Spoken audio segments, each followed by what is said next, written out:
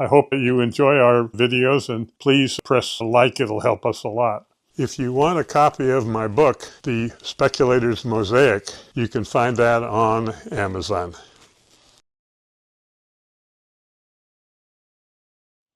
So there's an example of the importance of names and also the importance of marketing in startups. I kind of have two rules of business. Then when asked, I will say, okay, the first rule of business is you can never overemphasize the importance of marketing. Rule number two, if you have any questions about business, consult rule number one. And part of that came from reading and rereading, I should say, the Wall biography of Carnegie. So my interest in history is very important of how I think historically. What I will do when I'm trying to think involved with some new issue, including a company, gee, am I going to buy this stock or this, that, or the other? And if I know the history of the company, I can use that knowledge as a perspective on whether or not I'm going to buy it. And then also in my time away from the financial markets every day, I will normally read a little history. Right now I've got a book called Re-Entry about Elon Musk and SpaceX, right? The history of Elon Musk. So that's an example.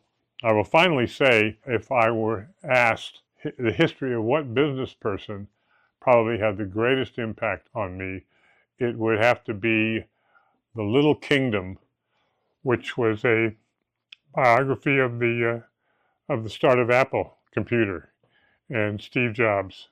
So those are examples of how I will use reading and history as a part of my speculative universe. After I got out of Stanford, I couldn't get a job anywhere.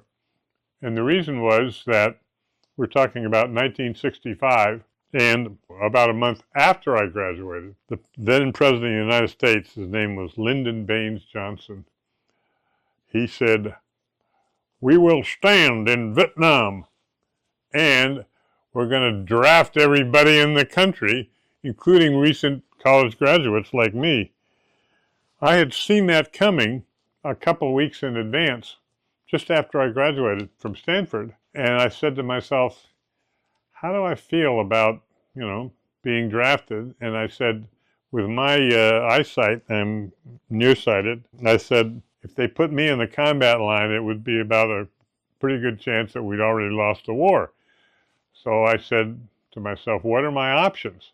And so, having thought about it, I took my car and I went over to San Francisco to the armory for the California National Guard. And I said, I'd like to join up. They said, sign here, you're in. 2 weeks later, Johnson says, okay, we're going to draft everybody and his brother.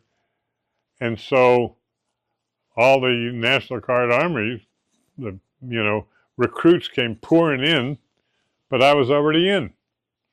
And so the reason I couldn't get a job is I hadn't been to basic training yet. So every time I go to try to get hired, somebody would say, well, Mr. Leppo, what's your draft status? And I would say, well, I'm in the National Guard. And they say, and have you been to basic training? And I said, well, no, not yet. And they said, well, as soon as you get out of basic training, do give us a call. Have a happy day. So this went on for like 6 months. And my father, Harrison Leppo, was kind of doing the, what do you call it, kind of the father bird with the nestling, kind of, pushing them out of the nest. And so I was pretty good at taking multiple choice tests, and I saw that there was a test for the state of California, State Personnel Board. And so I took the test, and they offered me a job, and they didn't care in Sacramento whether I'd gone to basic training or not.